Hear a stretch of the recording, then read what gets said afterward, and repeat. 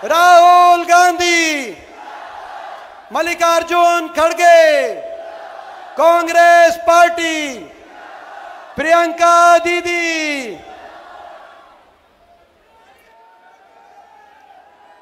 बहनों और भाइयों, सबसे पहले तो आपका इस सभा में बहुत बहुत स्वागत। आप काफ़ी समय से इंतज़ार कर रहे हैं। श्री दीपेंद्र हुड्डा जी, मेरी छोटी बहन विनेश, श्री सतपाल ब्रह्मचारी जी, श्रीमती कृष्णा पूनिया जी, श्री राजा ब्रार जी जो पंजाब से आए हैं, मंच पर आसीन सभी वरिष्ठ नेतागण, सभी पदाधिकारी। मैं जानती हूं कि इस सीट से कई उम्मीदवार भी थे कांग्रेस पार्टी के, उनको भी मैं आश्वासन देना चाहती हूं कि आपकी भी पहचान होगी, सरकार बनेगी तो आप मदद कर रहे हैं, इसमें बहुत खुशी है हमारी। सबका इस मंच पर बहुत बहुत स्वागत। ये आपका हरियाणा प्रदेश किसानों, जवानों, पहलवानों का प्रदेश है। यहाँ आकर बहुत खुशी होती है, बहुत गर्व महसूस होता है। दिल्ली तो पास में ही है, आना जाना काफ़ी हो जाता है। मेरे बच्चे गुड़गांव में पढ़े, मेरा अपना भी अनुभव है आपके प्रदेश का। मेरी बहनें बैठी हैं।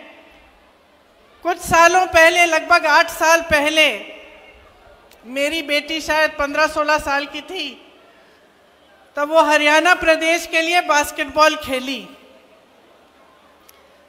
तो वो भी खेल कूद में तेज है। जब उसको यहाँ आना था एक कैंप के लिए, सर्दी का समय था, मैं भेजना चाह रही थी कि जाए, बाकी बच्चों के साथ अच्छी तरह से खेले, सीखे। तो मैंने कहा मैं छोड़ आती हूँ। मैं यहाँ आई, सोनेपत के पास एक जगह थी जहाँ पे स्कूल में एक कैंप था, कोचिंग का कैंप था। तो सुबह छोड़ना था और शाम को बेटी को घर ले जाना था।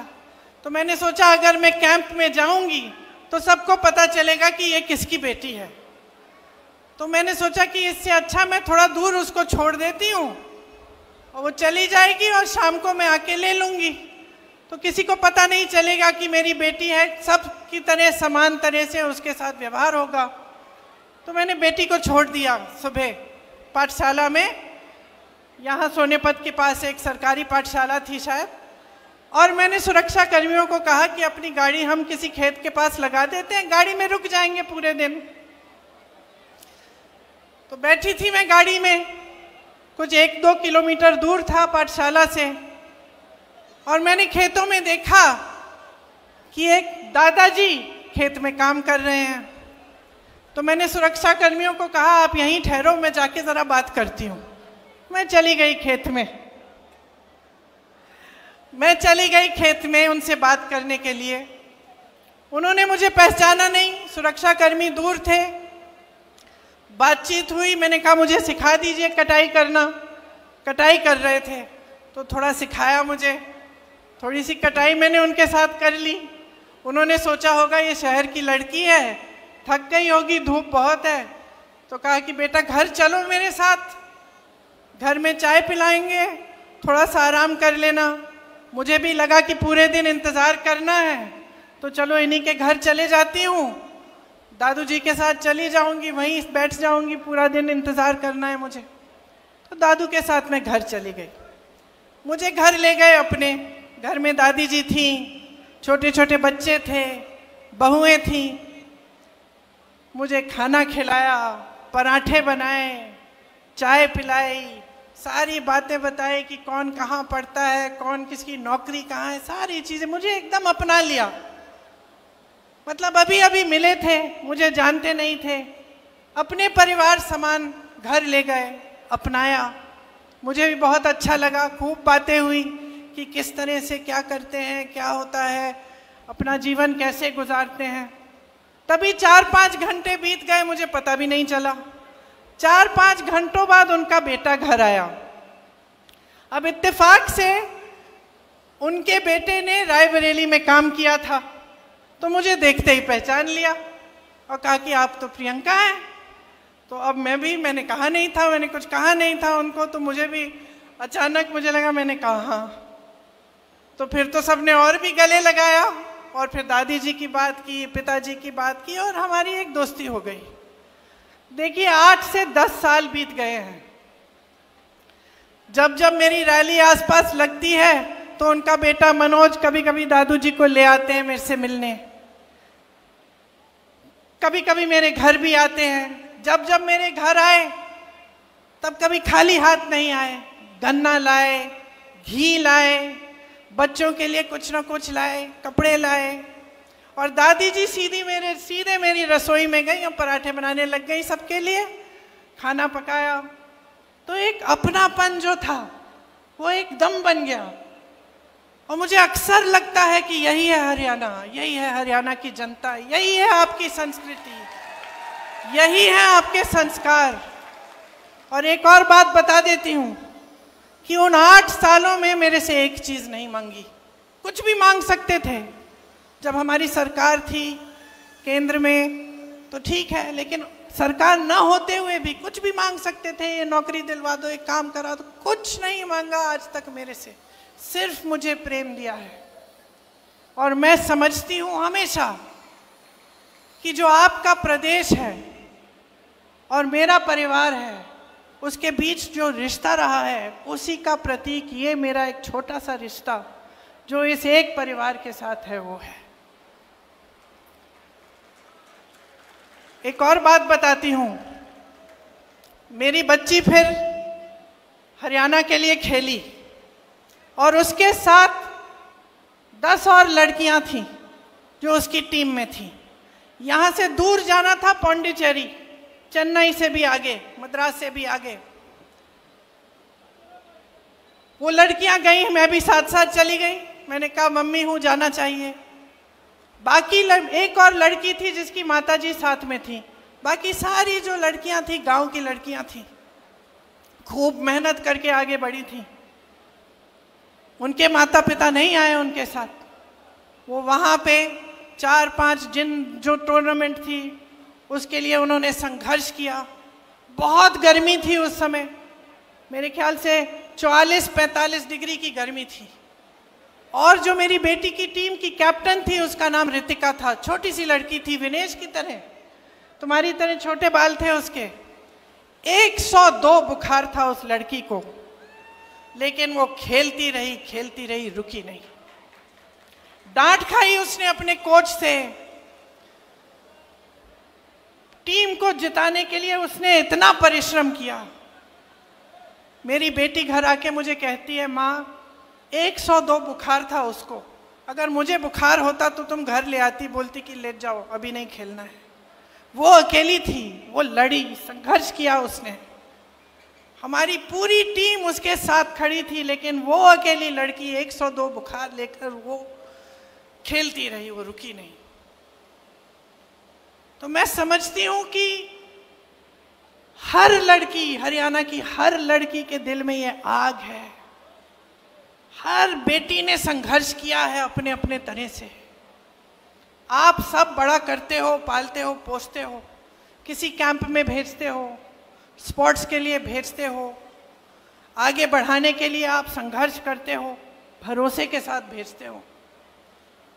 मैंने भी जब जब अपने बच्चों को भेजा है, चाहे स्कूल में, पाठशाला में, कोचिंग कैंप में, तो कुछ भरोसा होता है अध्यापकों पे, कोच पे, आगे जो संस्था है उस पे भरोसा होता है कि चलो हम भेज रहे हैं अपने बच्चों को, आप कम से कम हमारे बच्चों की हिफाजत कर लोगे। बच्चा भी देश के लिए, प्रदेश के लिए लड़ रहा है, संघर्ष कर रहा है, खेल रहा है। पूरे देश को गर्व होगा अगर जीतेगा, तो उसकी हिफाजत करिए। यही उम्मीद रखते हैं माँ बाप, है ना, माताएं बैठी हैं बहुत, यही उम्मीद रखती हैं आप। विनेश के साथ भी ऐसा ही हुआ कि उसके माँ बाप ने भी पूरे भरोसे के साथ उसको भेजा, संघर्ष किया, लड़ी, ओलंपिक्स तक पहुंच गई। और उसका संघर्ष का फल भी उसे मिला, मेडल मिला। पूरे देश को गर्व महसूस हुआ, पूरा देश खुश हुआ, सबने कहा हमारी बेटी है। जीत के समय आई, प्रधानमंत्री जी ने घर बुलाया, चाय पिलाई, फोटो खिंचवाई। भाजपा के तमाम नेता, सारे जितने भी भाजपा के लोग थे, सबने कहा कि देखो मोदी जी हैं तभी मेडल जीत रहा है भारत। पूरी मीडिया ने भी कहा, सब खुश थे, सबको गर्व था। हम लोगों ने देखा नहीं, कोई फर्क नहीं पड़ता कौन सी पार्टी नहीं है, हमारे देश के लिए कोई मेडल लाया है।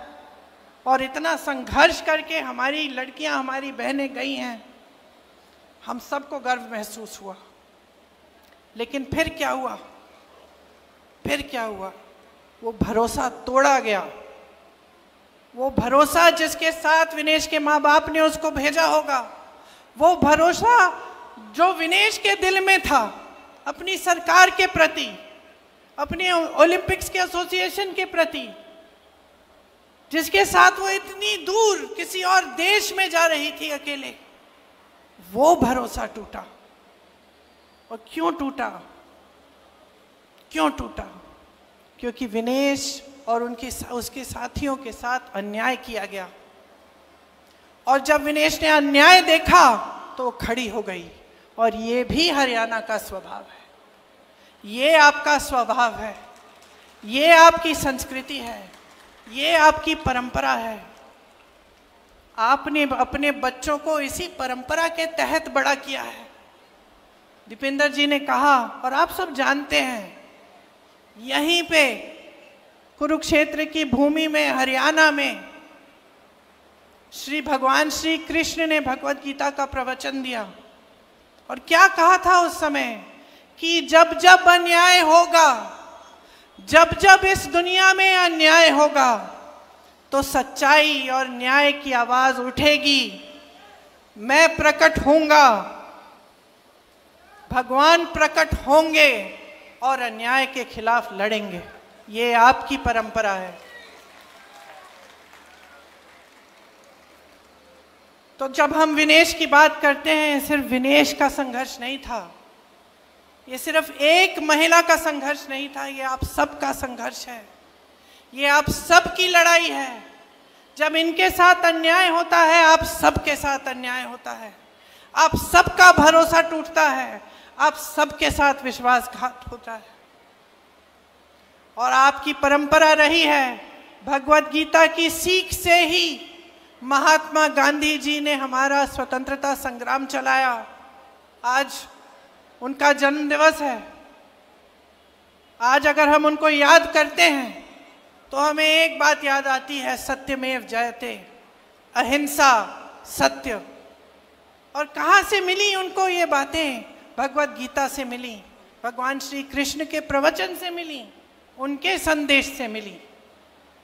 अभी नवरात्रि शुरू हो रहे हैं, दशहरे पे हम किस चीज की विजय मना रहे हैं? न्याय की विजय मनाने जाएंगे। अन्याय के खिलाफ न्याय की विजय, असत्य के खिलाफ सत्य की विजय मनाने जा रहे हैं। तो ये हमारी महान धार्मिक परंपरा है, और खास तौर से यहाँ आपकी धरती की। और आज आपके साथ हर स्तर पर विश्वासघात हो रहा है, हर स्तर पर अन्याय हो रहा है। मैंने कहा, किसानों की धरती है, जवानों की धरती है, पहलवानों की धरती है। किसानों के साथ कितना अन्याय हुआ। 3 काले कानून लाने वाले मोदी जी अपने घर से तब 5 मिनट के लिए बाहर नहीं आ पाए, जब आप महीनों से उनके दरवाजे के पास कुछ ही किलोमीटर दूर दिल्ली के बॉर्डर पे खड़े हुए उनसे न्याय मांग रहे थे। वो ऐसे कानून बनाने जा रहे थे जिससे आपके पेटों पे लात पड़ती। उनको मालूम था कि इन कानूनों से सिर्फ बड़े बड़े उद्योगपतियों का फायदा होगा, किसानों का कोई फायदा नहीं होने वाला है। फिर भी वो पीछे हटे नहीं। आपने संघर्ष किया, बैठे रहे महीनों के लिए, आप पे लठ चलाया गया, आपको मारा पीटा गया, 750 किसान शहीद हुए। ये हिले नहीं, हिले तब जब उत्तर प्रदेश का विधानसभा का चुनाव आया, जिसका जिक्र आपने किया दीपेंद्र जी, जब चुनाव आया तब हिले, तब इनको लगा कि अब चुनाव में मुश्किल हो जाएगी, ये 3 काले कानून हम वापस ले लेते हैं। तो किसानों के साथ इन्होंने सरासर अन्याय किया। एमएसपी की बात करते हैं और फिर उन उपजों पर एमएसपी देते हैं जो आप यहाँ पे उगाते ही नहीं हैं। कहते हैं हमने 24 ऐसी चीजें हैं जिन पे 24 फसल हैं जिन पे हमने एमएसपी दिया है, उसमें से 10 तो आप उगाते ही नहीं हैं यहाँ हरियाणा में। तो किसको बेवकूफ बना रहे हैं? पूरा देश देख रहा है, देश की जनता देख रही है। आपने कहा कि रोजगार के मामले में हरियाणा सबसे पीछे है। रोजगार बनाएंगे कहां जब इन्होंने सब अडानी और अंबानी को दे दिया है? सारी चीजें जो है, सारी जमीन, सारे उद्योग, सारे बंदरगाह, सारे हवाई अड्डे, सब कुछ बड़े बड़े उद्योगपतियों को दे दिया है। तो रोजगार बनेंगे कहां से? जो आपके छोटे मोटे बिजनेस होते थे, जहां से रोजगार बनते थे, जो खेती किसानी थी, वहां से आज रोजगार नहीं बन सकते हैं। तो ये रोजगार देने का काम कर ही नहीं सकते, क्योंकि इनकी नीतियां ही इसके खिलाफ हैं, आपके खिलाफ हैं। इसीलिए अग्निवीर जैसी स्कीमें निकालते हैं, जिससे आप अपने बच्चों को, जब नौजवानों को आप सरहद पे भेजते हैं देश के लिए शहीद होने के लिए, और उनको बताया जाता है कि अगर तुम शहीद हो जाओगे तो तुम्हारे माँ बाप को पेंशन नहीं मिलेगा। बताया जाता है कि जाओ 4 सालों के लिए सेना में भर्ती हो जाओ और 4 साल बाद वापस आ जाओ, फिर से बेरोजगार बनो और फिर से नौकरी ढूंढने निकलो। ये दिया है आपको मोदी जी ने। आपको ये एक फैमिली आईडी दे दी, पहचान पत्र, जिसमें परिवार के हर सदस्य का नाम, हर सदस्य की आमदनी चाहिए इनको।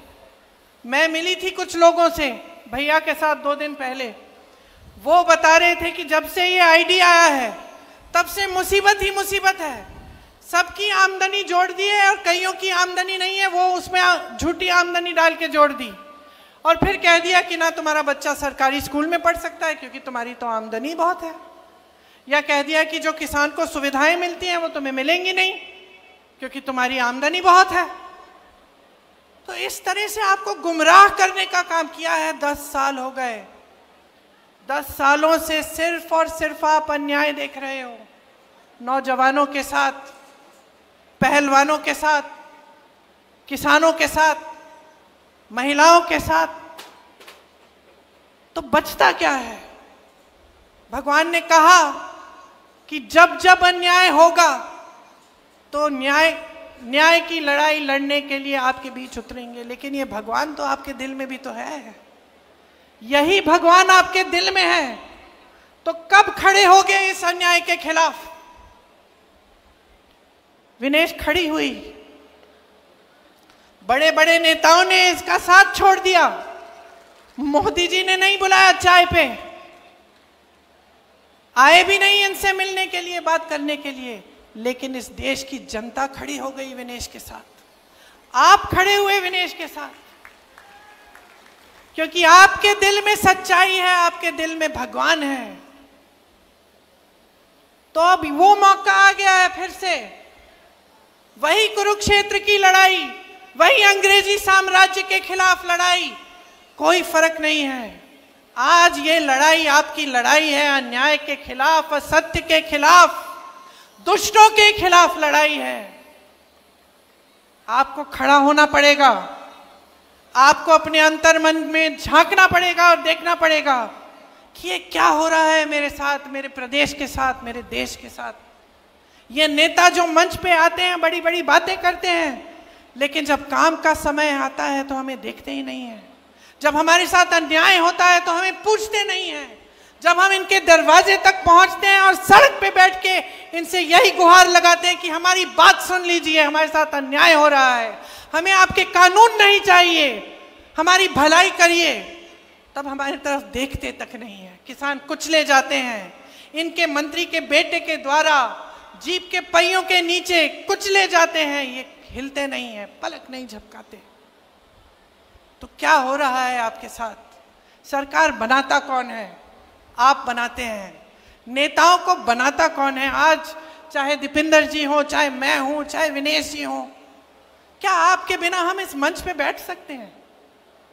क्या अगर आपने हमारा समर्थन नहीं किया होता, हमें आगे नहीं बढ़ाया होता, हमें ये अपना कीमती वोट नहीं दिया होता, तो क्या हम यहां आकर नेतागिरी कर सकते हैं? तो आपको समझना पड़ेगा कि शक्ति आपकी है, बहनें, आपकी सबसे बड़ी शक्ति है। जिस तरह से बच्चों को बड़ा करते हो, पालते हो, पोसते हो, बच्चा गलत करता है उसको टोकते हो, बच्चा झूठ बोलेगा डांटोगी, बोलोगी कि क्या झूठ बोल रहे हो, थप्पड़ भी मार दोगी, कभी कभी टोकती हो। नेताओं को अब टोकने का समय आ गया है। ये भाजपा की पार्टी 10 सालों से यहां राज कर रही है, आपके लिए एक काम की चीज नहीं की है इन्होंने।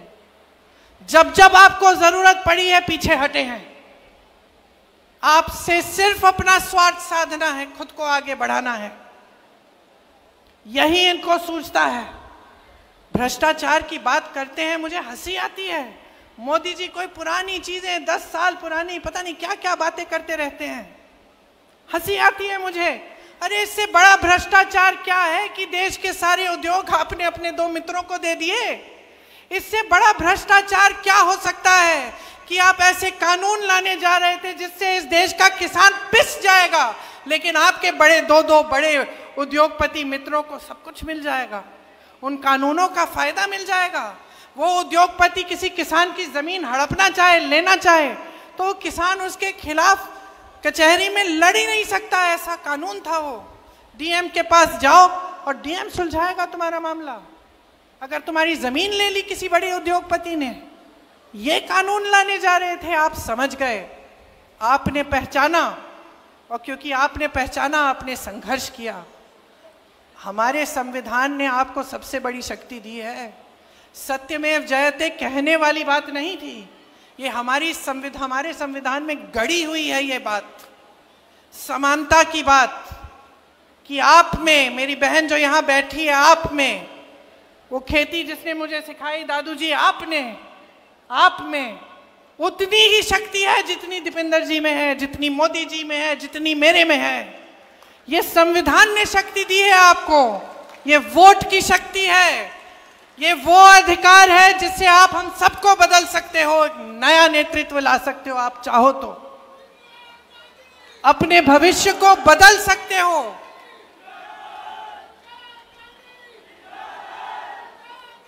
आपका भविष्य आपके हाथों में है, इस बात को आप गहराई से समझ लीजिए। अभी चुनाव हुआ था कुछ महीनों पहले, आपने देखा कि इन नतीजों में क्या हुआ। लोग समझने लगे कि ये बड़ी बड़ी बातें करते हैं, ये झूठ बोलते हैं, ये मंच पर आकर कुछ भी कह डालते हैं, लेकिन जब काम का समय होता है, जब न्याय का समय होता है, जब सच्चाई का समय होता है, तो ये दिखते तक नहीं है। तो ये बात आप भी समझ लीजिए। देखिए, आप अपने बच्चों को बड़ा करते हैं ताकि उनका भविष्य बने। माँ बाप खुश कब होते हैं? बच्चा नौकरी कर रहा है, कमा रहा है, हमें भी लगता है, बहन आपको भी लगता होगा, बड़ा होगा, आपकी देखभाल करेगा, आपका पालन पोषण करेगा, मतलब पालन पोषण नहीं, आपकी देखभाल करेगा, आपने पालन पोषण किया है उसका, तो आपको लगता होगा कि मैं किस लिए कर रही हूं इतना संघर्ष, महंगाई इतनी है, कुछ खरीद नहीं पा रही हूं, त्योहार आ रहा है, घर की लिपाई पुताई करनी है, घर को सजाना है, मेहमान आएंगे, खाना बनाना है, त्योहार मनाना है। घबराहट क्यों हो रही है? घबराहट क्यों हो रही है? खुशी के साथ साथ घबराहट हो रही है, क्योंकि महंगाई इतनी है। तो महंगाई, बेरोजगारी, अन्याय, ऐसे ऐसे कानून जिससे किसान की कमाई नहीं हो पा रही है, तो आप बदलाव लाएंगे कि नहीं लाएंगे? यहाँ की बेरोजगारी हटानी है कि नहीं हटानी है? ये लोग भ्रष्टाचार की बात करते हैं, तमाम स्कैम तो इन्हीं के हैं। यहाँ पे एक पूरी लिस्ट बनी हुई है, देखिए, डाडम और यमुना खनन घोटाले, शराब घोटाला, मेट्रो रूट घोटाला, अमृत योजना, सफाई घोटाला, रजिस्ट्री घोटाला, धान खरीद घोटाला, रोडवेज स्कीम का घोटाला, HSSC घोटाला, 30 पेपर लीक। बच्चे बड़े होते हैं, पढ़ाई करते हैं, आप मेहनत करते हो पढ़ाने के लिए, बेचारा भर्ती का पेपर देने के लिए ट्यूशन करता है, ट्यूशन के लिए आप कर्ज लेते हो, ट्यूशन करता है, पेपर देता है, पेपर लीक हो जाता है, भविष्य खत्म। अब इंतजार करो, भर्ती नहीं निकलती। अब उसको लगता है कि भाई भर्ती निकल जाएगी, आज नहीं तो कल, 1 महीने में, 2 महीने में, 6 महीने में, करते करते इंतजार करता है, भर्ती नहीं निकलती, बेरोजगार रहता है, कहीं और एप्लीकेशन नहीं देता, ये सोच के कि चलो मैंने पेपर कर लिया, कभी ना कभी तो निकलेगी। तो एकदम पूरी तरह से आपके भविष्य को बर्बाद करने का काम किया है, हर तरह से आपको पीस रखा है, आपको घेरा हुआ है। तो समय आ गया है, चुनाव है, चुनाव की गंभीरता को आप समझिए। कांग्रेस पार्टी इस चुनाव में आपको कह रही है, और आपको देखना चाहिए कि हमारे जहां जिन प्रदेशों में हमारी सरकार है उनमें हम क्या क्या कर रहे हैं। बुजुर्गों को, दिव्यांगों को विधवा पेंशन 6,000 रुपये महीना हम दे रहे हैं। ये आपको हम कह रहे हैं कि हम हरियाणा में देने जा रहे हैं।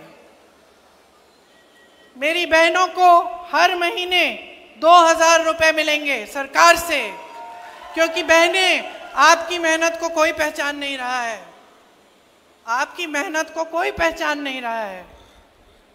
आप खेती में भी मेहनत करेंगी, जॉब भी करेंगी, ऑफिस में काम भी करेंगी, तब भी आप घर पे आकर मेहनत करती हैं, तब भी घर पे खाना आप पकाएंगी, बच्चों का देखभाल आप करेंगी, परिवार के सब सदस्यों का देखभाल करेंगी। जब तक सब सोएंगे नहीं तब तक आप नहीं सोगी, है कि नहीं?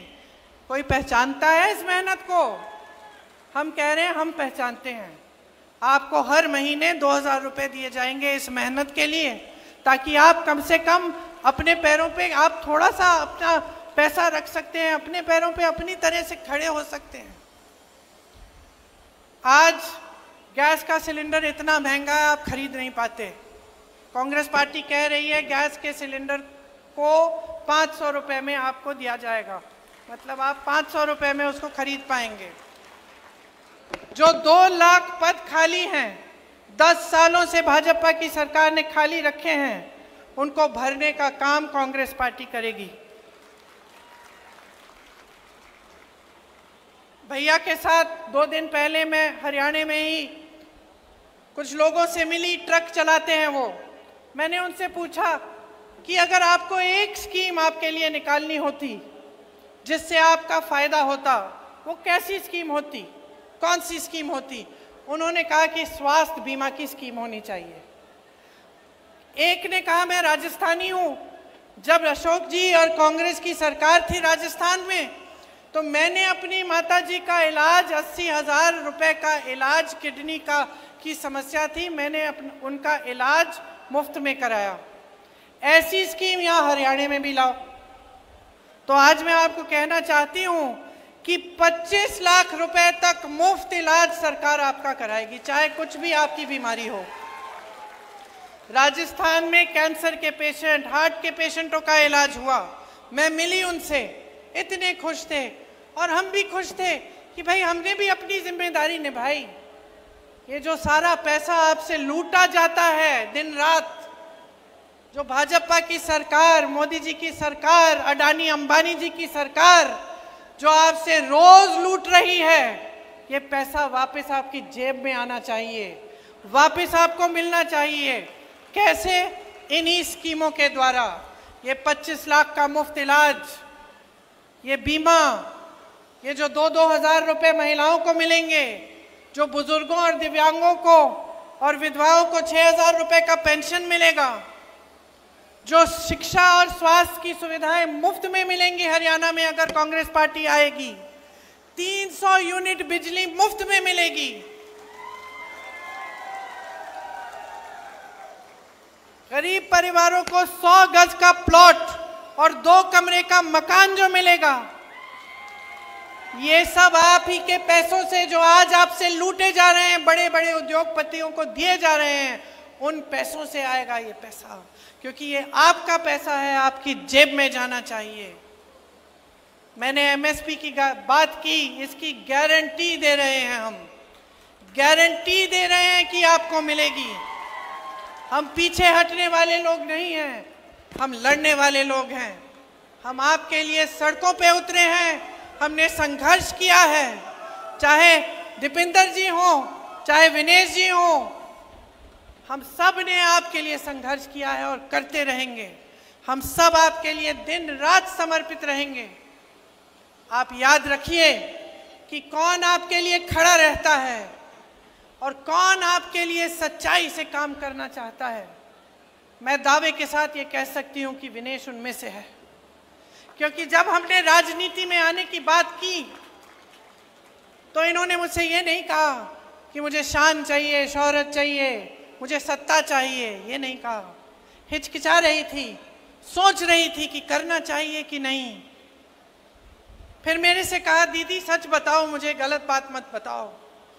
राजनीति में आने से क्या जो ये मेरी न्याय की लड़ाई है हरियाणा की लड़कियों के लिए, हरियाणा की मेरी बहनों के लिए, इसको मजबूती मिलेगी कि नहीं?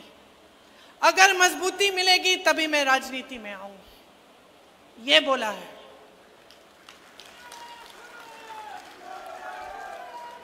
मैंने बोला विनेश मिलेगी, मजबूती मिलेगी, तुम्हें मिलेगी, तुम्हारी बहनों को मिलेगी, हरियाणा की एक एक लड़की को मिलेगी। और मैं अपनी बहनों से कहना चाहती हूँ, माताओं से कहना चाहती हूँ, हरियाणा की एक एक नौजवान लड़की से कहना चाहती हूँ, खड़े हो जाओ विनेश के साथ, खड़े हो जाओ इनके साथ। हिम्मत है इस लड़की में। इसने कहा कि ये टूट गई थी, लेकिन मैं जानती हूँ ये टूटी नहीं, ये टूटी नहीं। इसको लग रहा था कि टूट जाएगी, लेकिन तब भी खड़ी हुई, ओलंपिक्स में गई, हराया, जापानी गोल्ड मेडलिस्ट को हराया। मैं और मेरी बेटी टीवी पे देख रहे थे, कूदने लग गए हम दोनों कि देखो हमारे देश के लिए क्या किया है, देखो इसके साथ कितना अन्याय हुआ। मोदी जी की पुलिस ने इसके बाल खींचे, इसको घसीटा, सड़क पे मारा, पीटा, लेकिन देखो तब भी झुकी नहीं, पीछे हटी नहीं, लड़ती रही, टूटी नहीं, ओलंपिक्स में गई और लड़ी हमारे लिए। और पूरा देश आज विनेश के साथ है, क्योंकि ये देश ही ऐसा देश है। इस देश का स्वभाव है कि ये देश सच्चाई को पहचानता है, सत्य को पहचानता है, न्याय चाहता है, और हमेशा यही लड़ाई इस देश के वासियों ने लड़ी है। तो आज इस चुनाव में मैं सिर्फ ये कहने आई हूं, अपनी लड़ाई लड़ो, हम सब साथ में लड़ेंगे। एक नई सरकार लाओ, भाजपा के एक एक नेता को दिखाओ कि ये असत्य, ये लूट, ये भ्रष्टाचार, ये सब नहीं चलेगा। आपको एक सरकार चाहिए जो आपके लिए दिन रात काम करके दिखाए। यही आपका संवैधानिक अधिकार है। इसीलिए महात्मा गांधी जी लड़े, शास्त्री जी लड़े, इसीलिए आज भी कांग्रेस पार्टी लड़ रही है। अगर मेरे भाई राहुल गांधी के साथ अन्याय नहीं होता, अगर उसने संघर्ष नहीं किया होता, अगर मेरे पिता की लाश वो घर नहीं लाता, तब उसमें ये हिम्मत नहीं होती कि वो 8000 किलोमीटर इस देश की एकता के लिए चलता। अगर विनेश के साथ अन्याय नहीं होता, तब शायद उसमें इतनी हिम्मत नहीं होती जितनी आज है। आपके साथ भी अन्याय हो रहा है, हिम्मत बनाओ, लड़ो, बदलो इस सरकार को, हटा दो इस भाजपा को। कांग्रेस की लहर आपके सम्मान की लहर है।